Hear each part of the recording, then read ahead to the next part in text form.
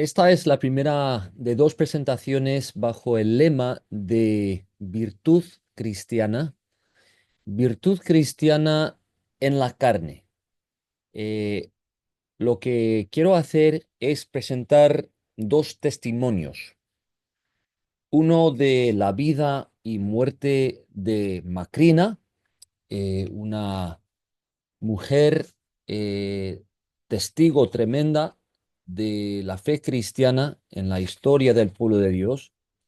Y otro testimonio de la muerte de mi papá. Y les invito a emplear los términos de análisis de la virtud cristiana que hemos aprendido de Aristóteles, de San Agustín y de MacIntyre, para aclarar estos testimonios, entenderlos mejor como reveladores de virtud, sobre todo las virtudes de amor, de paciencia y de prudencia. Esto es importante porque la virtud, como hemos dicho ya varias veces, no se trata primordialmente de una teoría ética, sobre todo una teoría ética estable. En nuestro contexto académico, se trata de un lenguaje ético, un modo de describir y estudiar la vida que puede aumentar nuestra capacidad de expresión y percepción de lo que es virtud cristiana, nuestra capacidad de discernir la textura de lo concreto de la virtud, de manera que podemos entender mejor lo que es vida cristiana, tanto en el pecado como en la fidelidad. Por lo tanto, las vidas concretas de estos dos testimonios son lo que realmente estamos estudiando. Estamos usando la ética de virtud como forma de descripción y de análisis de los testimonios de estas vidas. Y la verdad es que los testimonios en sí nos transmiten más que un análisis de su contenido. Después de que yo haya presentado el primer testimonio, vamos a pausar esta presentación, o sea que vamos a finalizarla, porque quiero que puedan reflexionar un poco sobre el primer testimonio antes de escuchar el segundo, porque es importante, a mi juicio, analizar cómo han sido estas virtudes en cuestión, el peso de los hábitos para la formación de la vida de Macrina, por ejemplo, antes de escuchar eh, la formación de la vida de mi papá y cómo eso influyó en su manera de morir. En todo esto estamos estudiando también la clase de comunidad que ha hecho posible estas dos vidas, la función de la tradición de esas comunidades, de la autoridad, las diferentes autoridades de estas comunidades y en las vidas de estas personas. Entonces, los testimonios que yo voy a dar no presentan este análisis, no se ciñen a esos términos de manera formal de la ética de la virtud. Sin embargo, en mi forma de relatarlos, de transmitir estos testimonios a ustedes, sería imposible, creo, transmitirlos tal como lo estoy haciendo sin haber aprendido el lenguaje y los conceptos de la ética de la virtud. Es decir, mi forma de entender y expresar estos testimonios exhibe las huellas de un estudio de todo esto de la ética de la virtud. Se darán cuenta que la ética de la virtud cristiana tiene por lenguaje básico el texto de la escritura. Los contornos de esas palabras en sus significados narrativos y en el resto de su uso y verso en la Biblia, son lo que dan contenido al testimonio de la virtud cristiana. Por consiguiente, se puede considerar estos testimonios una interpretación de los pasajes bíblicos empleados en estos testimonios. Se darán cuenta también, si escuchan con cuidado, de que yo estoy tocando cuestiones típicas de la ética, como son la eutanasia y la violencia y la sexualidad, pero de una manera diferente, de una manera en que nos negamos a plantear la cuestión abstraída del tejido complejo de la vida. Insistimos en plantear la cuestión como solo como surge, según surge dentro de ese tejido. Entonces, estamos hablando de cuestiones como la eutanasia, la violencia, la sexualidad en el tejido de la vida de Macrina, en el tejido de la vida y la muerte de mi padre. Recuerden en esta conexión que San Agustín, en lo que hemos visto sobre la virtud de la paciencia, trata el suicidio en medio de ese tratado sobre la paciencia. Pero San Agustín describe el suicidio no como algo prohibido por un mandamiento explícito de la Biblia, sino como una falta de paciencia, tal como él la ha descrito como virtud cristiana. Añadiría yo, y esto a la luz de lo que hemos leído de MacIntyre, que el suicidio nunca es falta de paciencia solo de la persona que se suicida, sino también de toda una comunidad que le ha permitido llegar a tal desesperación y soledad, de tal manera que la persona se ha querido destruir. O sea que no se puede separar la virtud de la persona de lo que es la calidad de la comunidad en la que esa persona se ha formado. Así es como vemos que la ética cristiana no se puede conformar con un discurso que simplemente condena ciertos actos como el suicidio, sino que combate el suicidio activamente en la promoción de la paciencia de la comunidad con sus miembros y la paciencia de sus miembros. La ética cristiana en este modo no se trata primordialmente de decidir lo que es bueno y lo que es malo en general y de un tirón, sino se trata de la vida o el hábito que promueve lo bueno y que se arrepiente de lo malo según la vida va tomando su forma. En este modo estaré hablando en estas dos presentaciones de varias cuestiones típicas de la ética, pero dentro del tejido vital de los hábitos de la comunidad y sus miembros. Les adelanto dos cosas más. Primera, eh, las vidas y muertes de Macrina y mi papá se dan dentro de ciertas comunidades cristianas y es sumamente importante discernir la relación entre estas vidas y muertes, por un lado, y sus comunidades, por otro. Las vidas no son meras o simples piezas de una máquina. Los miembros de un cuerpo social no son partes intercambiables. Tampoco son islas únicas o aisladas. Son las vidas y muertes que son en función de las comunidades que las han nutrido. Y en este sentido son reflejos, extensiones, expresiones de sus comunidades, no solo de un carácter individual supuestamente aislado.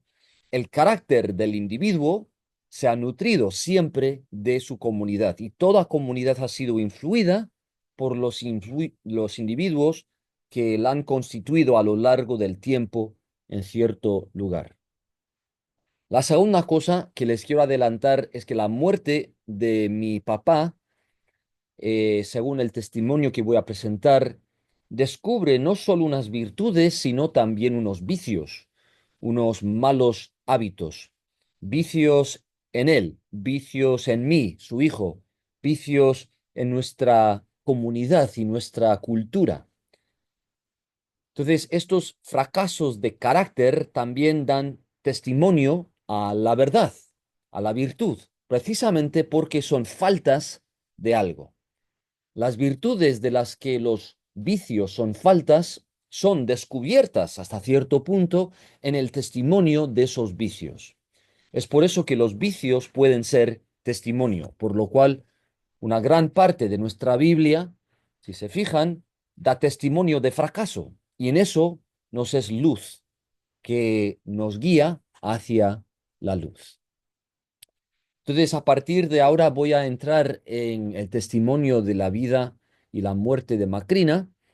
No hay un bosquejo, para esta presentación porque la verdad es que quiero que escuchen en la medida posible el testimonio de esta vida sin preocuparse demasiado por un análisis o unos esquemas para entender este testimonio. Es valioso, me parece, permitir que eh, el todo, el carácter de esta vida tenga su efecto en nosotros sin tener que meter todo eso en cierto esquema. Bien, conocemos la vida de Macrina a través del testimonio de su hermano Gregorio de Nisa, una figura pilar en la formulación de la doctrina de la Iglesia sobre Cristo, la unidad de su persona en dos naturalezas, divina y humana, por ejemplo. Gregorio de Nisa escribió su testimonio sobre su hermana en un relato de renombre que se llama La vida de Macrina. Entonces, lo que yo estoy presentando eh, procede de ese testimonio escrito de su hermano. Macrina fue la mayor de 10 hijos de padres de alta clase en el Imperio Romano. Sus abuelos, de una parte, fueron cristianos y habían sufrido bajo las persecuciones imperiales de una generación anterior, pero habían sido fieles a Cristo a pesar del precio de su fe, el cual culminó en el martirio.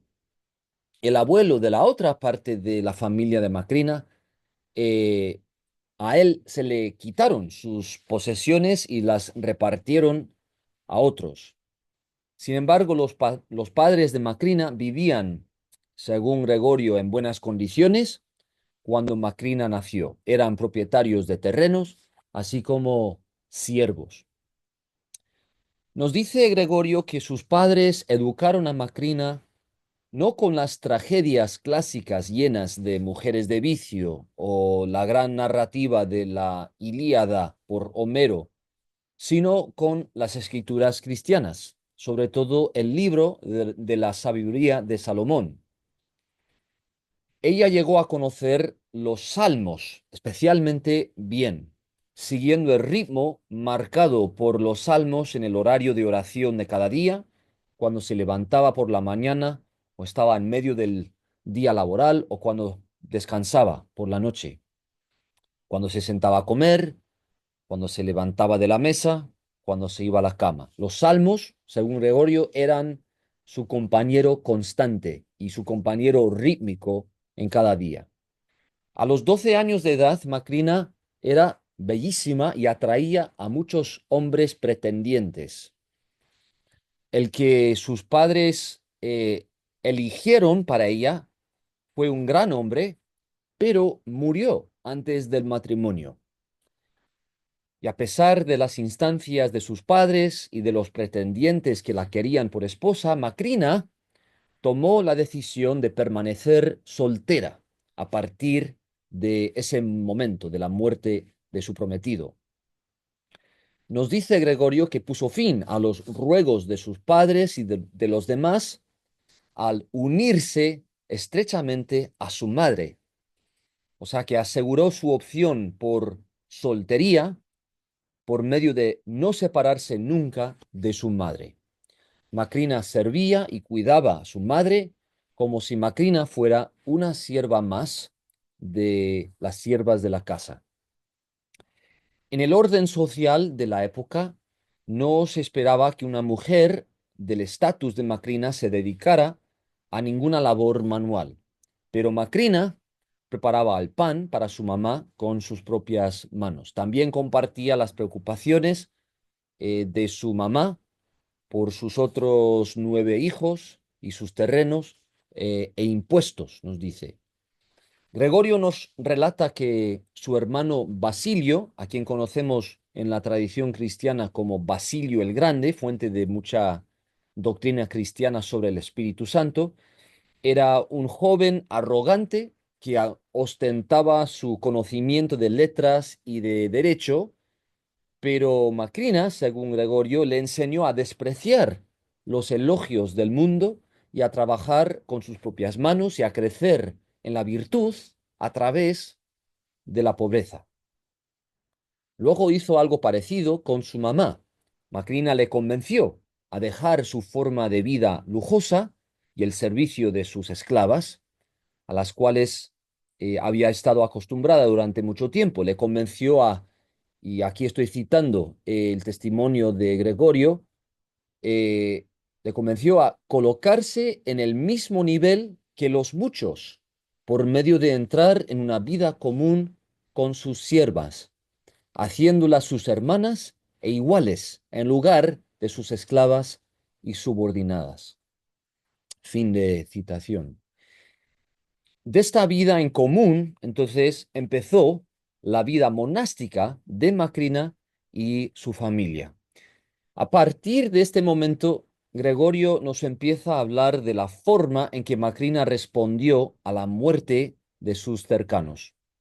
Murió trágicamente uno de sus hermanos y su madre se deshizo por la tristeza, el dolor, pero Macrina se controló y fue un pilar de fuerza para su mamá.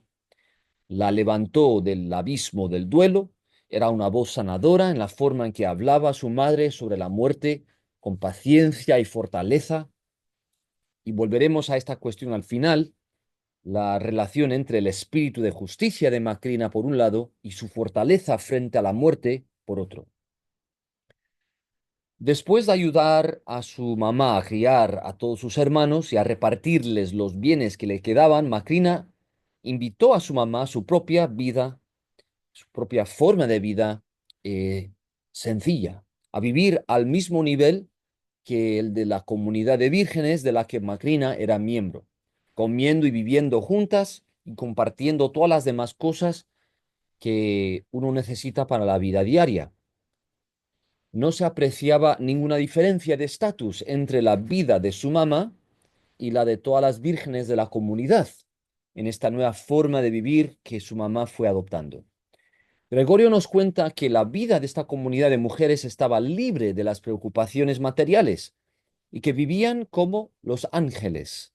Entre ellas no había ira, envidia, odio o arrogancia, ni hambre de honor y fama y vanidad, ni desprecio hacia los demás. El lujo de esta vida consistía en su disciplina. Su fama era su anonimato. Su riqueza era su sencillez y despreocupación. Según Gregorio, se preocupaban únicamente por lo divino, orando constantemente y cantando himnos sin cesar a lo largo del día y de la noche. En esto trabajaban y descansaban. Macrina había educado a su hermano más pequeño, Pedro, desde su infancia, y éste se hizo un gran hombre de virtud en el monasterio. Durante una hambruna caía un flujo abrumador de gente en busca de sustento, y debido a su sabiduría, este hermano proporcionaba tanto alimento que la multitud de visitas al monasterio llegó a parecer una ciudad de gente. Este hermano Pedro y Macrina cuidaron de su mamá en su muerte y la dieron sepultura al lado de su papá. Otra vez, eh, fijémonos que en esta memoria de Gregorio, el cuidado simultáneo de los hambrientos y de los que están muriendo es un fenómeno a observar, ¿eh? O sea que no se puede separar el hambre de la muerte. Van unidas estas dos condiciones y por lo tanto van unidas eh, las características de las personas que atienden a las personas en estas condiciones.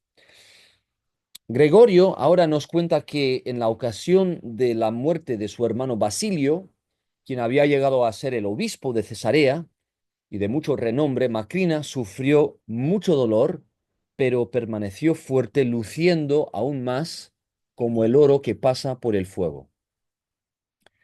Después de esto, Gregorio nos relata que él, eh, Gregorio mismo, había asistido a una gran reunión de obispos, pastores en Antioquía y que quería visitar a su hermana Macrina después de 8 años de no haberse visto. Recuerden que estamos hablando del siglo IV después de Cristo, pues los obispos de la herejía ariana habían exiliado a Gregorio de Nisa.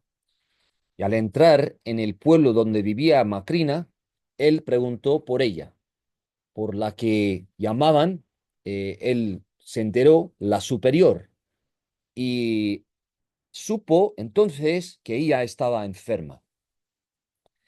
A partir de este momento en el testimonio de griego, de Gregorio, él dedica el resto del relato, la mitad más o menos, a la narración de la enfermedad, la muerte y la sepultura de su hermana Macrina. Y entonces yo les pregunto, ¿no? ¿Por qué será que Gregorio dedica una proporción tan exagerada de la biografía de su hermana a su muerte, su proceso de morir? Es una narrativa turbadora, pues nos relata la muerte de Macrina con muchas lágrimas y dolor, pero a la vez como si fuera una boda. Leyendo la narrativa, nos damos cuenta que al acercarnos a la comunidad en la que Macrina vivía, la que ella había dirigido durante tantos años, entramos en otra cronología, otro tiempo, otro ritmo, otro espacio. Lo que dirigía los pasos de las personas por la vida no era las crisis del último momento, sino un ritmo de oración y alabanza. Cuando Gregorio llegó, era una hora de culto, nos dice. Y al final del culto, Gregorio se dio cuenta que las mujeres presentes se despedían rápidamente y que la superior no estaba entre ellas. Un ayudante llevó a Gregorio a la morada de Macrina y vio que ella ya estaba muy enferma, pero no descansaba en ningún sofá o cama, sino en una tabla de madera con un soporte para su cabeza, también de madera. Y a pesar de estar ya desgastada por la fiebre, y al ver a su hermano en la puerta, se esforzó por apoyarse en los codos y a postrarse todo lo posible delante de él. Y Gregorio corrió para levantarla y devolverla a la postura en la que había estado descansando, y le oyó a Macrina dar gracias a Dios por haber contestado su oración, por haber traído a su hermano como a Dios le había pedido. Macrina hizo lo posible por controlar los gemidos de dolor y se puso a hablar con Gregorio y a hacerle preguntas y a recordar con él a su hermano Basilio. Gregorio lloró por su hermano, pero ella no se entristeció, sino aprovechó la mención de Basilio para hablar con Gregorio sobre la teología, la situación del ser humano en la creación, el plan divino escondido en la tragedia y de la vida futura, como si estuviese inspirada en ese mismo momento por el Espíritu Santo. Gregorio nos dice que al hablar con ella en este encuentro, él se encontraba en el cielo. La superior no dijo nada sobre su propio dolor, aunque la fiebre estaba quemando toda su fuerza y llevándola a la muerte. Ella estaba refrescándose el cuerpo como si por una clase de rocío, nos dice, concentrando su mente en las cosas de arriba. Gregorio nos dice que habló sobre el alma, el propósito de la vida en la carne, el porqué de la existencia del ser humano, el que sea un ser mortal, el origen de la muerte y la libertad de la muerte que restaura la vida. Habló relata Gregorio, con total fluidez y tranquilidad, como un arroyo sin obstáculo. Macrina le pidió a Gregorio que descansara después de tanto viajar y al apartarse de su hermana, Gregorio se llenó de tristeza por la condición de ella. Enterada de esto, de alguna manera, Macrina mandó un mensaje a Gregorio que se animara porque ella mejoraba. Gregorio no se dio cuenta hasta después, pero no se refería ella a su recuperación de la enfermedad, sino a la mejoría de su muerte, el fin de su carrera. Correría la recta final de su vida con gozo, y para ella el morir fue ganancia. La superior mandó que se les preparase una buena comida y al recibir a Gregorio y sus compañeros de nuevo, ella les relató la historia de su vida, de sus padres, antes y después del nacimiento de Gregorio. Se concentró sobre todo en su agradecimiento a Dios, no en la prosperidad de sus padres, sino en la gracia de Dios en sus vidas. Gregorio nos cuenta que la herencia de sus padres se había dividido entre los 9 hijos que aún vivían, pero que Macrina no aceptó su parte, sino que la entregó al sacerdote conforme al mandamiento divino para la redistribución. Macrina nunca había dejado de trabajar con sus manos en el servicio a Dios, no se apoyaba en los hombres para su sustento, ni buscaba ninguna oportunidad de más comodidad. No negaba a nadie que le pidiera ayuda, no dependía de ningún benefactor, sino de Dios, quien en sus bendiciones secretas convirtió las semillas de sus recursos humildes en una cosecha abundante. Gregorio empezó a quejarse a su hermana de los conflictos que él había vivido últimamente, conflictos con el emperador romano y con otras autoridades de la iglesia. Pero Macrina lo calló, dice, y le hizo recordar la bondad de la vida de Gregorio, las bendiciones que él había heredado de la virtud de sus padres. Y al escucharla, Gregorio quería que se alargara el día para disfrutar la dulzura de sus palabras. Pero el coro invitaba a la víspera, las oraciones de la conclusión del día. La superior lo mandó a la iglesia para que orara con los demás y por su parte ella se retiró a orar durante toda la noche. Al amanecer, Gregorio se dio cuenta que amanecía el último día de la vida de Macrina en la carne. La fiebre había consumido toda su fuerza. Gregorio y sus compañeros se preocupaban por su debilidad, pero ella intentó levantarlos de su desesperanza, dispersando con sus palabras preciosas el dolor de sus almas ante su última mirada y respiración fatigosa. Dice así Gregorio, aquí estoy citándole: me pareció que ella estaba esclareciendo para los presentes el amor divino y puro del novio que nosotros no veíamos, el amor que ella había nutrido en secreto en la profundidad de su alma, y aparentemente ella transmitía la disposición en su corazón de ir a él que añoraba, para que liberada de su cuerpo de muerte estuviese de repente con él. De verdad su carrera conducía al amado y nada del placer de esta vida distraía su atención. Sigo citándole. El día terminaba y se ponía el sol, pero el celos en ella no menguó. Es más, cuanto más se acercaba al final de su vida y veía la belleza del novio más claramente, se apuró con más impulso hacia él que deseaba. Ya no hablaba con los que estábamos presentes, sino con él, a quien miraba, con ojos fijos. Su lecho daba cara al oriente, y habiendo dejado de hablar con nosotros, durante el resto de su vida se dirigió a Dios en oración, implorándole con las manos y hablándole en una voz bajita, de manera que apenas oímos lo que ella dijo. Pero esta fue su oración que sin duda llegó a Dios. Entonces aquí eh, Gregorio escribe lo que le parecía ser la oración de su hermana justo antes de morir. Oh Señor, Tú nos has liberado del temor a la muerte. Tú has convertido el fin de esta vida en el comienzo de la vida verdadera para nosotros. Durante un tiempo descansas nuestros cuerpos en sueño y nos despiertas, luego con la última trompeta.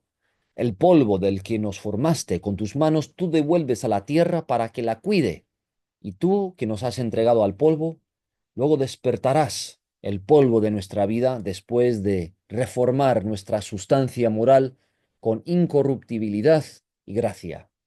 Nos redimiste de la maldición y del pecado, habiendo absorbido ambos en ti mismo. Tú aplastaste la cabeza de la serpiente que nos agarró con sus fauces en el abismo de la desobediencia, tumbando las puertas del infierno y superando al que tenía el imperio de la muerte. Tú abriste para nosotros un camino a la resurrección. Para los que te temen, nos diste la señal de la Santa Cruz para la destrucción del adversario y la salvación de nuestra vida. Oh Dios eterno, a quien me he dirigido desde el vientre de mi madre, a quien mi alma ha querido con toda su fuerza, a quien he dedicado mi cuerpo y mi alma desde mi infancia hasta ahora, prepara para mí un ángel brillante que me conduzca al lugar de frescura donde se encuentran las aguas de relajación cerca del seno de los antepasados santos. Tú, quien rompiste la espada encendida y restauraste compasivamente el paraíso a él que fue crucificado contigo, recuérdame a mí también en tu reino, porque yo también he sido crucificada contigo, habiendo clavado mi carne por temor a ti y a tus juicios. Que el abismo terrible no me separe de tus escogidos, que el calumniador no se ponga en mi camino, o mis pecados sean descubiertos ante tus ojos, si es que he caído y pecado en palabra o en hecho, en pensamiento, a causa de la debilidad de mi naturaleza. Tú, que tienes el poder para perdonar pecados en la tierra, me perdonas a mí, para que yo sea refrescada y encontrada ante ti una vez que haya dejado el cuerpo. No habiendo culpa en la forma de mi alma, sin tacha y sin mancha, sea llevada mi alma en tus manos como ofrenda ante tu rostro. En esto, nos dice Gregorio, falló la voz de Macrina y los que le acompañaban sabían que estaba orando solo porque se movían los labios. Durante la noche se trajo la lámpara en la hora de la oración nocturna y con los ojos ella indicó que deseaba decir la oración de costumbre, la cual se podía apreciar en los gestos sutiles de sus manos, su corazón y en el movimiento de sus labios. Concluyó la oración de agradecimiento haciendo la señal de la cruz sobre su pecho. Respiró profundamente y con la oración finalizó su vida. Macrina le había pedido a Gregorio que preparase a su cuerpo. Ya estaba en una postura de descanso. Gregorio amonestó a las vírgenes del monasterio que dejaran de llorar a voces y que lloraran en oración, en un salmo de lamento unido. A partir de este momento empieza a describir a las personas que se acercaban a Macrina ya muerta. Había una mujer de alta clase casada con un senador romano, Betiana. Al ser enviudada, se había entregado a Macrina. Gregorio le dijo que ahora sería el momento de vestir el cuerpo de Macrina de una prenda suya de lujo, pero Betiana respondió que había que preguntar por lo que Macrina había pedido, porque no sería correcto hacer algo que le desagradaría a ella. Una diaconisa había hablado con Macrina sobre el asunto y dijo que su lujo había sido la vida pura. Esto fue la ornamentación de su vida y el sudario de su muerte. No tenía nada más. No había nada más que ponerle. Todo su tesoro depositó en el cielo.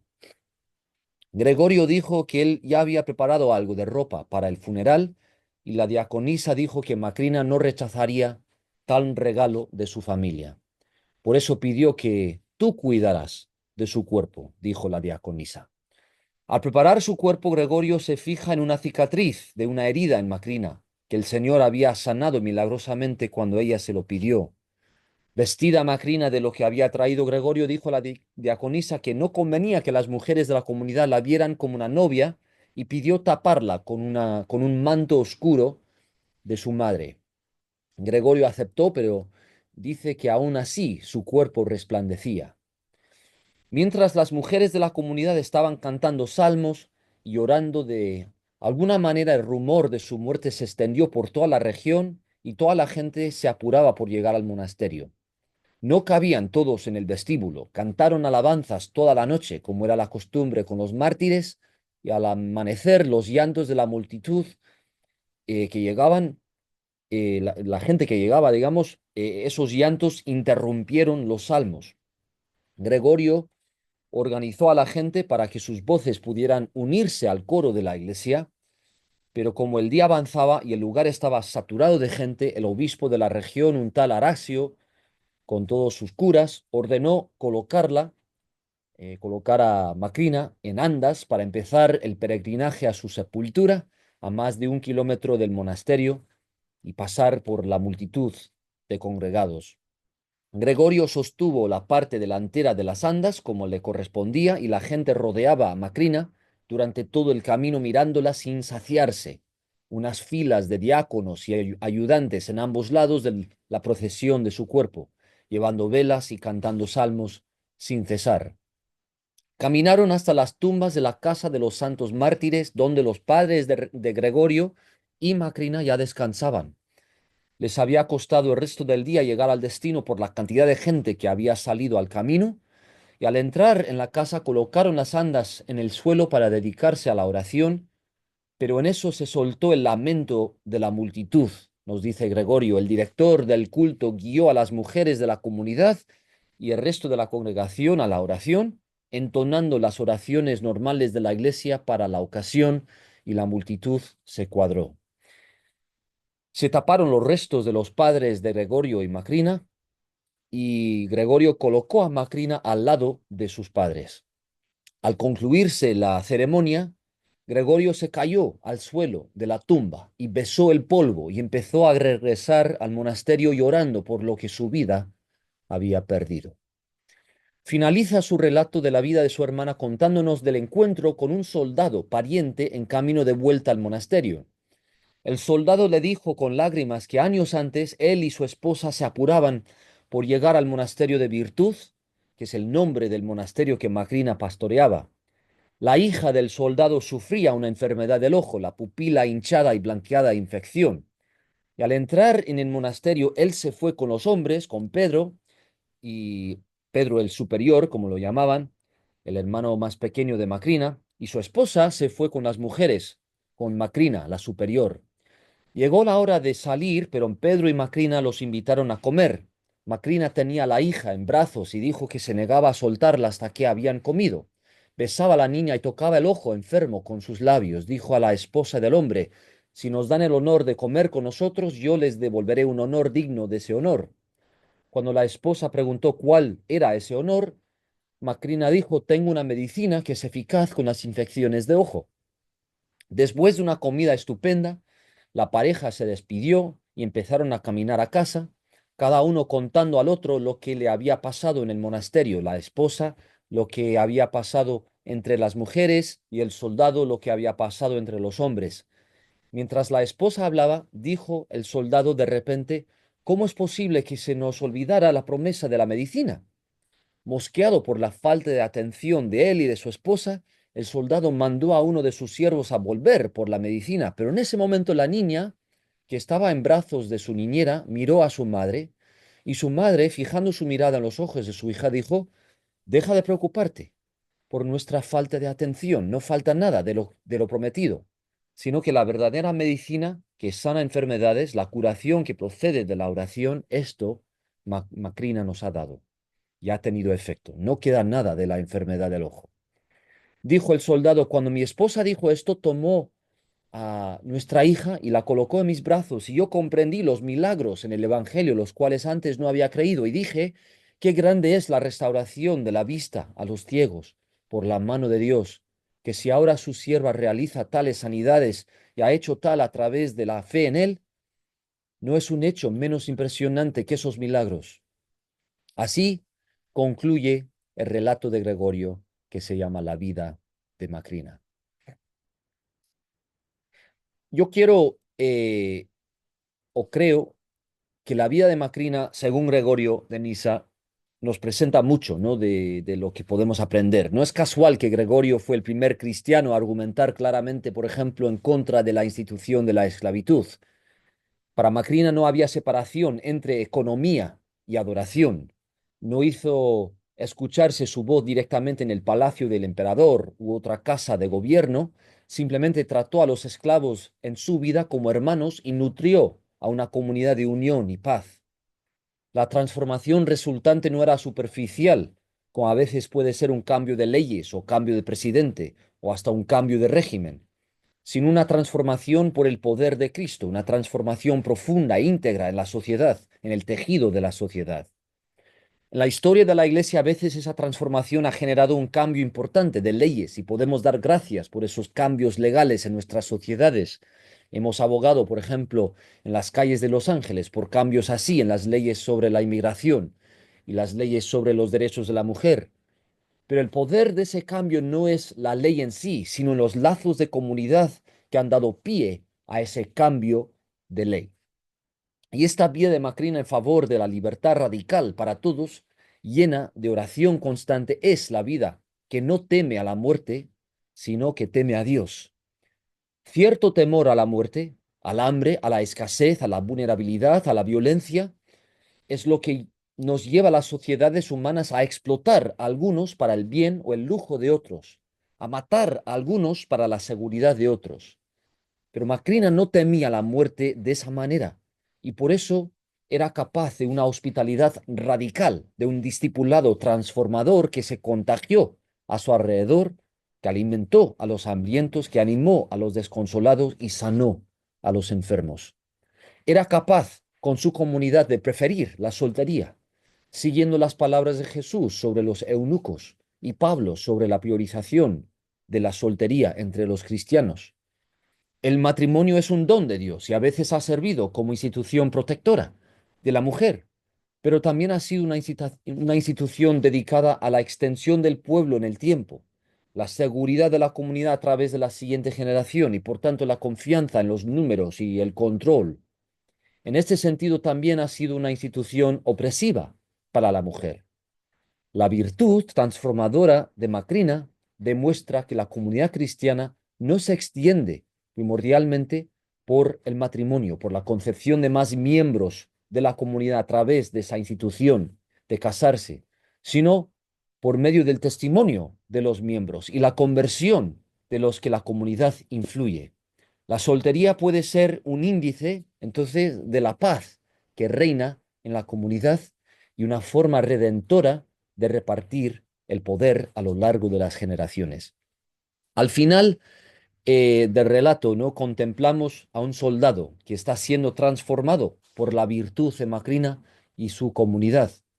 Está claro en el relato de su muerte y sepultura que Macrina no existía sin su comunidad y que su comunidad no existía sin Macrina. Y la vida de ella y de su comunidad se nutría de un ritmo incesante de oración, de escritura. Toda la vida marchaba al ritmo de esa oración y de esa oración fluía la fortaleza frente a la muerte, la abundancia ante el hambre y el amor frente al dolor y la ausencia que son consecuencias de la muerte. Es decir, que se revelaba la virtud de Macrina precisamente en medio de las fuerzas de la muerte. Hasta aquí el testimonio sobre Macrina. Espero que inspire tu reflexión y después de reflexionar un poco sobre este testimonio, te invito a ver la siguiente presentación sobre el testimonio de la muerte de mi papá. Gracias por tu atención.